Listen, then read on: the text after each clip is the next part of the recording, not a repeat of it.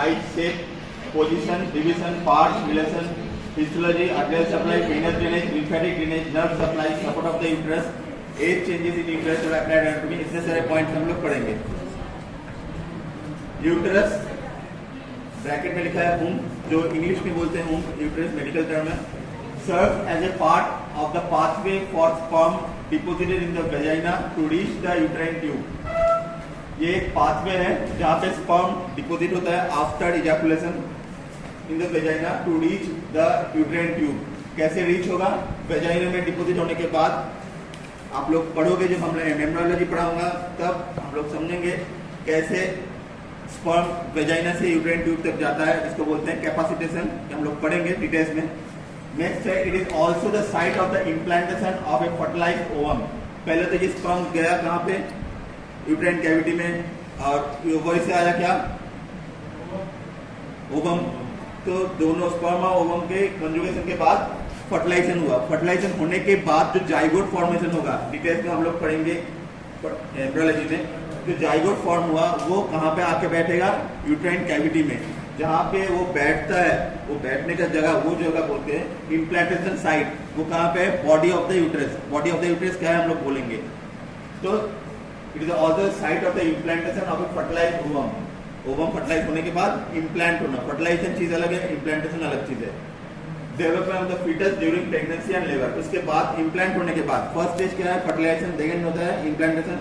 Third होता है development of the fetus during pregnancy and labour. जो 9 मंथ का टोटल डेवलपमेंट होता है वो कहाँ पे होगा? यूट्राइन कैविटी में होगा। वो दिखता कैसे है वो भी यहाँ पे मैं स्लाइड में दिखाया हूँ, धीरे धीरे आपको स्लाइड में पता चल जाएगा। During reproductive cycle when implantation does not occur, जब इम्प्लांटेशन नहीं होता है तो नॉर्मली क्या होता है? The uterus is source of the menstrual flow. ये आप लोग सभी जानते हो, फिजियोलॉजी में पढ़ चुके हो। It is mobile which means that its position varies with distension of the bladder and rectum. सामने क्या रहता है? ब्लडर, आप लोग जानते हो। पीछे रहता है रेक्टम। तो ब्लडर जब फुल हो जाता है तो यूट्रस का पोजीशन थोड़ा चेंज होता है, और पीछे रेक्टम अगर कॉन्स्टिपेटेड हो तो तब भी यूट्रस मोबाइल होता है। ये है normal location of the uterus. Female body में कैसे रहता है? हम लोग फीमेल बॉडी जब डिसेक्शन करेंगे, आप लोग जब मेल बॉडी कंप्लीट करोगे उसके बाद हम लोग फीमेल बॉडी में भी स्टार्ट करेंगे। वहाँ पे दो चीज हम लोग को देखना है, एक होता है ब्रेस्ट और सेकंड होता है फीमेल रिप्रोडक्टिव ऑर्गन। दो चीज हम लोग को वहाँ से देखना है। तो नॉर्मली ऐसे रहता है। हम लोग मेल बॉडी में हम लोग जो कर रहे हैं, यहाँ पे यूट्रस नहीं मिल रहा है, बाकी हम लोग जो भी पार्ट देखना था हम लोग देख लिए हैं। जब फीमेल बॉडी आएगा ये एक्स्ट्रा एक ऑर्गन मिलेगा आपको। तो कहाँ पे रहता है, कैसे, ये आप लोगों को समझ में आ गया। Size and shape, pear shaped hollow muscular organ. Hollow क्यों? जब हम लोग डिसेक्शन करके यूट्रस को बाहर निकालेंगे तब हम लोग समझेंगे हॉलो, मतलब जगह खाली है। मस्कुलर ऑर्गन क्योंकि वो मसल से बना है। Situated between the urinary bladder and rectum. आप लोग पहले भी पेरिटोनियम कवरिंग जब लोग हम लोग पढ़े थे तब हम लोग पढ़े थे, वहाँ पे सामने रहता है यूरिनरी ब्लडर और पीछे रहता है आपका rectum. In females who have never been pregnant, आप लोग जब भी एनाटॉमी पढ़ोगे, एनाटॉमी में हम लोग सब हर वक्त नॉर्मल चीज पढ़ते हैं। तो यहाँ पे प्रेगनेंसी एबनॉर्मल चीज नहीं है, पैथोलॉजी नहीं है, वो फिजियोलॉजिकल चेंज है। ये आप लोग यहाँ से सुन लेना। प्रेगनेंसी जो है पैथोलॉजिकल कंडीशन नहीं है, फिजियोलॉजिकल प्रोसेस है वो। तो यहाँ पे हम लोग ओनली नॉर्मल चीज पढ़ेंगे। तो यहाँ पे इसलिए बोला गया है नेवर बीन प्रेग्नेंट, जो नॉर्मल पेशेंट है, मतलब नलिपेडस। इसमें आप लोग याद कैसे रखोगे? 1, 2, 3 इंच करके याद रखोगे। लॉन्ग, वेट और थिकनेस। वेट क्या है? 50 to 80 ग्राम। कोई बुक में 60 to 80 ग्राम है, कहीं कहीं में 40 to 60 ग्राम है। एवरेज 50 to 80 ग्राम चल सकता है, कोई प्रॉब्लम नहीं है। Larger in females who have recently been pregnant, जो प्रेग्नेंट हुए हैं उसका यूट्रस बड़ा होगा, यही बोला गया है। Larger in females. Smaller in nullipara, जो प्रेग्नेंट नहीं हुआ। Nulli means no, para means pregnant. Nulli para means no pregnant, उसका यूट्रस छोटा होगा, इसलिए smaller in nullipara. And when sex hormone levels are low, जब सेक्स हार्मोन लेवल कम होता है तो देखना आप लोग सेकेंडरी सेक्सुअल ऑर्गन भी कम डेवलप होता है, तो सभी उसका छोटा होगा। तो उनमें यूट्रस भी छोटा होगा। आफ्टर मेनोपॉज क्या होता है? सेक्स हार्मोन तब भी कम हो जाता है। आफ्टर मेनोपॉज एवरेज इंडिया में क्या होता है? 42 to 45 ईयर मेनोपॉज हो जाता है, मतलब cessation of the menstrual cycle अगर हो गया तो उसको बोलते हैं मेनोपॉज। जब मेंस्ट्रुअल साइकिल शुरू होता है उसको बोलते हैं मेनार्की, 9 to 13 ईयर्स। तो मेनार्की और मेनोपॉज ये तो आप लोग जानते हो। मेनोपॉज के टाइम में भी यूट्रस का साइज छोटा हो जाता है। Position, it's normal position is anteverted and anteflex. हम लोग यहाँ पे देखेंगे एंटीकॉटेड In the adult multiparous state, the cervix tilts forward related to axis of the vagina. ये याद रखना, एक्सिस किसके साथ बन रहा है? Then antiflex, the body of the uterus tilt forward related to cervix. एक होता है वेजाइना के साथ बॉडी ऑफ, ये अगर मैं अगर यहाँ पे दिखाऊंगा, ये अगर वेजाइना पकड़ लो, ठीक है, वेजाइना, और क्या होता है, एक कैनाल लाइक स्ट्रक्चर है, ये अगर वेजाइना है और इसके ऊपर ये यूटरस है, ये यूटरस हो गया, ये फैलोपियन ट्यूब हो गया, वेजाइना के साथ सर्विक्स का जो कर्वेचर बन रहा है, ये वेजाइना है और ये बॉडी ऑफ द सर्विक्स, ये दो एक्सिस बन रहा है, ये जो एंगल है, ये एक हो गया एंगल आपका, और देन एक होता है सर्विक्स और वेजाइना, ये दोनों के बीच में जो एंगल है, ठीक है, तो एक एंगल ये बन रहा है और एक एंगल ऐसे बन रहा है, तो दो एंगल बन रहा है, एक एंगल ये और एक एंगल ये, ठीक है, आप लोग समझ में आया? डायग्राम आप लोग मैं दिखाता हूँ तो समझ में आ जाएगा। यहाँ पे देखो आप लोग, एंगल ऑफ एंटीवर्सन, ठीक है, यहाँ पे एंगल क्या बन रहा है आपका, वेजाइनल एक्सिस और सर्वाइकल एक्सिस बोल सकते हैं, या बॉडी ऑफ द यूट्रस के एक्सिस, ये दोनों के बीच में जो एंगल बन रहा है, दिस इज कॉल्ड एंटीवर्सन, 90 डिग्री है। और उसके बाद एंटीफ्लेक्स क्या है, यूट्रस के सर्विक्स और सर्विक्स दोनों के बीच में जो एंगल बन रहा है, दिस इज कॉल्ड 125 डिग्री, ठीक है, तो मैं इसी के लिए दिखाया हूँ ऐसे। उसके बाद ये स्ट्रेट नहीं है, इसको भी ऐसे कर दिया। अब इसके साथ आप लोग कोरिलेट कर सकते हो, तो एंटीवर्टेड और एंटीफ्लेक्स क्या है, ये बहुत इंपॉर्टेंट है, आप लोग अच्छी तरह समझ लेना। और एक डायग्राम में यहाँ पे दिखाया हूँ मैं, anteverted angulation between the long axis of the cervix and the vagina, it is 90 degree, clear है सभी को? Second, anteflex angulation between long axis of cervix and the body of the uterus. यहाँ पे देखो, long axis of the cervix, long axis of the cervix, दोनों में cervix common word है, लेकिन कहाँ से हो रहा है, यहाँ पे वजाइना के साथ हो रहा है और यहाँ पे यूट्रस के साथ हो रहा है, ये चेंज है, ये आप लोगों को दिमाग में होना चाहिए। एंटीवर्टेक्स में क्या हो रहा है, एंटीवर्टेक्स में फिर से बोल रहा हूँ, P for vertex, P for vagina, ये निमोनिक आप लोग याद कर लो, ठीक है। और फ्लेक्सर के साथ उल्टा कुछ होगा ना, है नहीं, तो ये आप लोग सोचो, फ्लेक्सर मतलब यूट्रस के साथ हो रहा है, दोनों में सर्विक्स कॉमन है, एक में वजाइना है, एक में आपका यूट्रस है, वजाइना वर्टेक्स, ठीक है, तो याद हो जाना चाहिए। एंटीवर्टेक्स और एंटीफ्लेक्स, इसके साथ कौन एंगल बना रहा है और डिग्री कितना हो रहा है, ठीक है, ये डायग्राम में हम लोग दिखा रहे हैं। इसके बाद हम लोग करेंगे एंटीवर्टेड एंटीफ्लेक्स, ये तो नॉर्मल हो गया, अगर ये एबनॉर्मल हुआ तो क्या हो सकता है, रेट्रोवर्टेड रेक्टोफ्लेक्स। रेट्रो मतलब हम लोग पहले भी पढ़ चुके हैं, पीछे, ठीक है, मतलब देखो यहाँ पे यूट्रस के डायग्राम में देख रहे हो, यूट्रस जो नॉर्मल पोजीशन था उससे पीछे चला गया, हम लोग जानते हैं किडनी, रेट्रोपेरिटोनियल ऑर्गन, रेट्रो मतलब पीछे, ठीक है, तो यहाँ पे क्या है, सॉरी, यूट्रस जो है नॉर्मली ऐसे होना चाहिए था, लेकिन ये हो गया ऐसे, ठीक है, तो रेट्रोवर्टेड हो गया, और ये पीछे पूरा ऐसे घूम गया, मेरा हाथ कैसे नहीं घुमा पा रहा हूँ, तो ऐसे घूम गया, तो देखिए रेक्टोफ्लेक्स, सामने फ्लेक्स हो रहा था एंटीफ्लेक्स, ठीक है, ये रेक्टोफ्लेक्स, ठीक है, कोई प्रॉब्लम नहीं होना चाहिए, बहुत इजी है।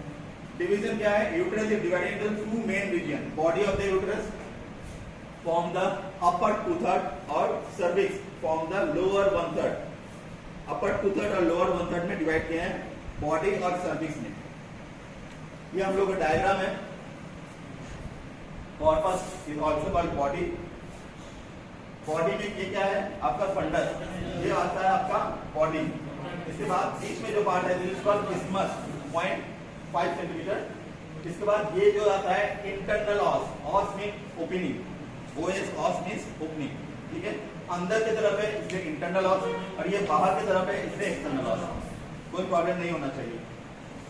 यहाँ पे एनाटॉमिकल इंटरनल आया, क्यों है, क्योंकि यहाँ पे हम लोग एनाटॉमिकली देखते हैं, ये मिलता है यूट्रस में, यूट्रस से जो डिसेक्शन हम लोग करेंगे जब, तब हम लोग एनाटॉमिकली ये देखेंगे, लेकिन ये इसका हिस्टोलॉजिकल इंटरनल मतलब क्या है, यहाँ पे कुछ केमिकल चेंजेस होता है, आप लोग पीएच पढ़ोगे फिजियोलॉजी में, तो यहाँ पे जो पीएच होता है एल्कलाइन होता है, ठीक है, एल्कलाइन पीएच में फायदा क्या है, आप लोग को मैं जब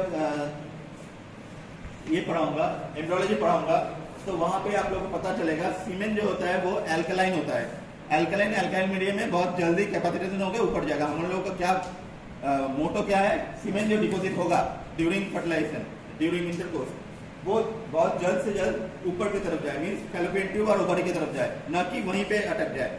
तो अगर एसिडिक मीडिया हो गया तो नहीं जा पाएगा, इसलिए एल्कलाइन मीडिया भगवान ने पहले से बना दिए हैं, ठीक है।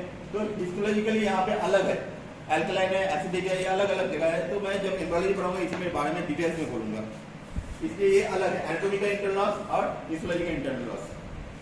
सर्विक्स आप लोग जानते हो।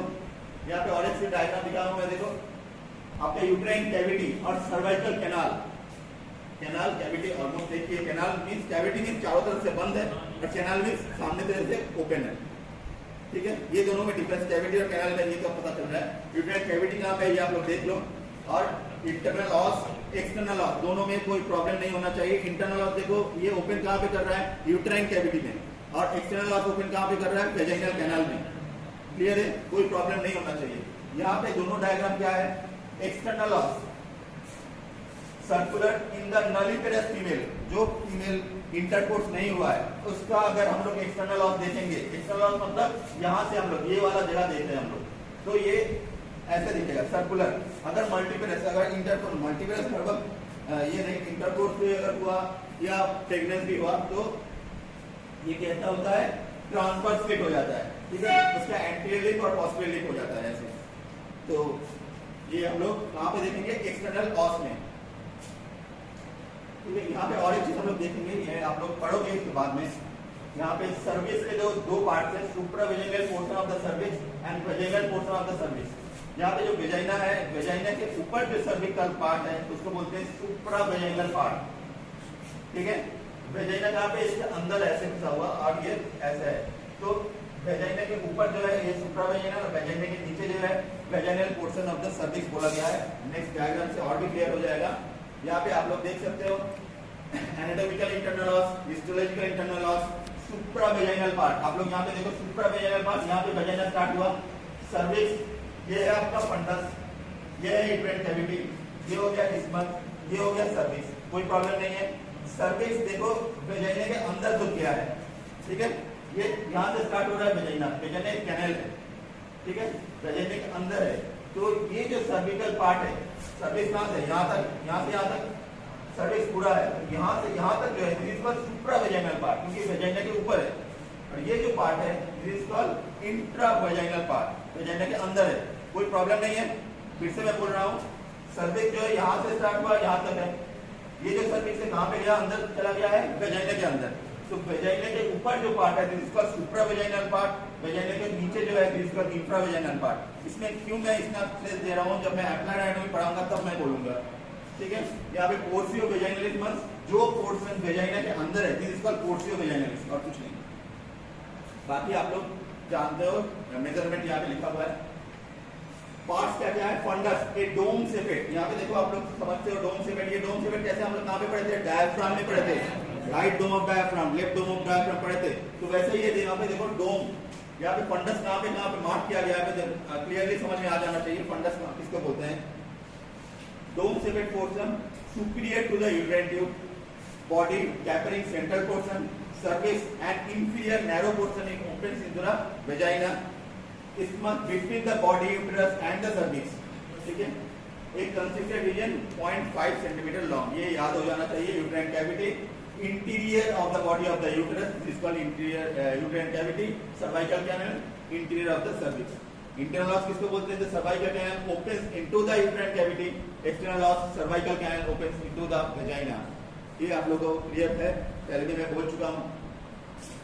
ये डायग्राम से आपको समझाने की कोशिश कर रहा हूँ। यहाँ पे आप लोग जो histology of the uterine cavity है, यहाँ पे आप लोग देख सकते हो एंडोमेट्रियम, मायोमेट्रियम और पेरीमेट्रियम। यहाँ पेरीमेट्रियम लिखा नहीं है, लेकिन पेरीमेट्रियम सबसे बाहर वाला होता है, मायोमेट्रियम मींस मसल और एंडोमेट्रियम मींस अंदर का पार्ट। यहाँ पे आप लोग body of the uterus, cervix और वेजाइना को बहुत अच्छी तरह से देख पा रहे हैं।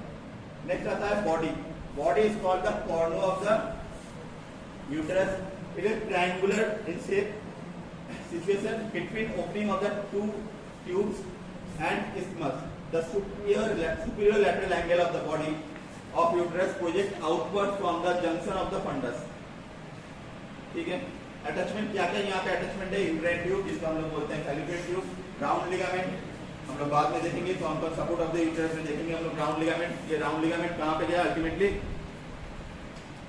Superficial inguinal ring, deep inguinal ring होने के बाद लेबियोस्कोटल स्वेलिंग में चला जाता है, लेबिया मेजर और लेबिया माइनर के साथ अटैच हो जाता है, ठीक है।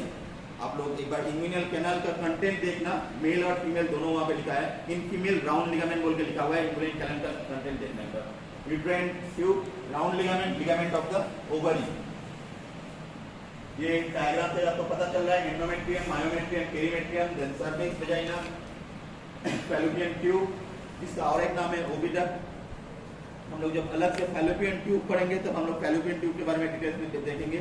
यहाँ पे क्या है, राउंड लिगामेंट जो निकलता कहाँ से, एंगल ऑफ द कॉर्नू। ये है आपका बॉडी, ये है फैलोपियन ट्यूब, दोनों के बीच में से निकल रहा है राउंड लिगामेंट, ठीक है। सामने क्या है, यूरिनरी ब्लडर जाएगा कहाँ से, राउंड डीप से होने के बाद ये जाएगा लेबियोस्पोटल स्वेलिंग में आ जाएगा। ब्रॉड लिगामेंट मैं जब सपोर्ट ऑफ द यूट्रस पढ़ाऊंगा तो बोलूंगा। Cervix cylindrical 2.5 cm long, extends from isthmus and ends at the external os. It opens into the vagina after perforating its anterior wall. जब मैं vagina पढ़ाऊंगा तब ये और क्लियर करूंगा। दो पार्ट है, सुप्रावेजिनल पार्ट और वेजिनल पार्ट, जो मैं अभी बोल दिया हूँ। यहाँ पे आप लोग क्लियरली समझ पा रहे हो। Body of the uterus, isthmus और cervix। Cavity, fundus, no cavity.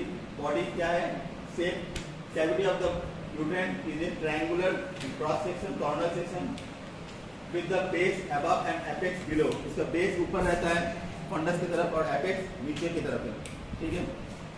Size क्या है, 3.5 सेंटीमीटर। सर्वाइकल कैनाल अगर हम लोग बोलेंगे तो इसका क्या है, क्यूसिफॉर्म और size 2.5 centimetre.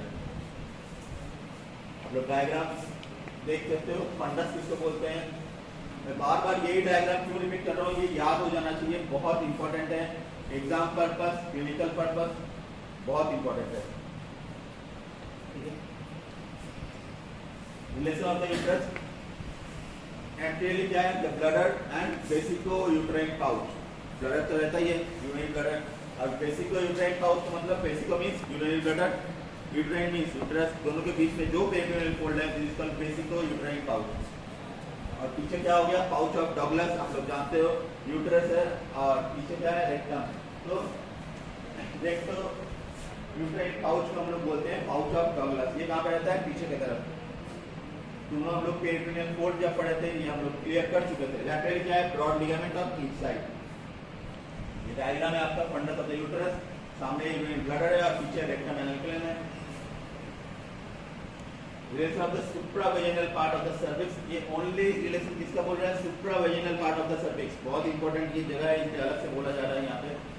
Anteriorly urinary bladder, posteriorly क्या है, form the anterior wall of the pouch of Douglas, जो वहाँ पे था वही होगा। लैटरली क्या है, यूरेटर लिख दो, बहुत इंपॉर्टेंट है। आपका डायग्राम यहाँ पे है, आप लोग यहाँ पे देख सकते हो। यहाँ पे ओवरी के साथ साथ ओवरियन लिगामेंट आप लोग क्लियरली देख पा रहे हो। और जो ब्रॉड लिगामेंट है, ब्रॉड लिगामेंट को मैं कैसे दिखाया था, ऐसे तो ब्रॉड लिगामेंट रहता है ऐसे। ये डबल लेयर हो गया आपका, ये देखो, ये एंटीरियर लेयर और ये पोस्टीरियर लेयर, दोनों लेयर बना। दोनों लेयर के बीच में से अगर मैं ये पेन को रख दूं, ये पेन राउंड लिगामेंट हो गया। ये एंगल ऑफ द कॉर्नू से निकल रहा है। मैं अगर ब्रॉड लिगामेंट को हटा दूं तो ये फैलोपियन ट्यूब है, एंगल ऑफ द कॉर्नू से निकल रहा है राउंड लिगामेंट, और इसको फिर मैं ब्रॉड लिगामेंट रख दे रहा हूँ। और इसी के अंदर से अगर मेरा दो कलर का पेन होता, ब्लू और रेड, तो मैं समझा पाता यहाँ पे यूट्राइन ट्यूब, यूट्राइन आर्टरी और यूट्राइन वेन, ठीक है। और ये किसके अंदर से निकल रहा है, ब्रॉड लिगामेंट के दो लेयर के अंदर से। आप लोग यहाँ पे देखो, जो ब्रॉड लिगामेंट है ये दो लेयर आपको क्लियरली समझ में आएगा। ऊपर में एक लेयर और पीछे पोस्टीरियर एक लेयर, दोनों के बीच में से क्या निकल रहा है, uterine artery and uterine when. Physiology जो हम लोग पहले पढ़ चुके हैं, एंडोमेट्रियम, मायोमेट्रियम एंड पेरीमेट्रियम। ये आप लोग को डायग्राम दिखाने के लिए फिर से दिखाया गया है। Recto uterine pouch, cervix of the uterus, rectum, ये अच्छी तरह से याद हो जाना चाहिए। ये हम लोग पढ़ रहे हैं क्या, reproductive system, internal structure. External structure हम लोग और एक दिन पढ़ेंगे। फिजियोलॉजी ऑफ द सर्विक्स जो अभी मैं बोल रहा था, एम्ब्रियो के लिए बहुत इंपॉर्टेंट है। यहाँ पे सिर्फ आप लोग इतना याद रखो, सीक्रेट्स एल्कलाइन सर्वाइकल म्यूकोसा, ये बहुत इंपॉर्टेंट है। Arterial supply, uterine artery, arises from the anterior division of the internal iliac artery। उसके बाद ये क्या होता है, दो ब्रांच में डिवाइड हो जाता है। आप लोग डायग्राम में देखो, ये है मेरा इंटरनल iliac artery को अंदर की तरफ जाने के बाद एक असेंडिंग ब्रांच जो ऊपर की तरफ चला जा रहा है और एक डिसेंडिंग ब्रांच जो नीचे की तरफ आ रहा है। जो ऊपर की तरफ चला जा रहा है इसको बोलते हैं यूट्राइन आर्टरी, और उसके बाद यही चला जाता है आपका फैलोपियन ट्यूब की तरफ, इसको बोलते हैं ट्यूबल आर्टरी, ट्यूबल ब्रांच।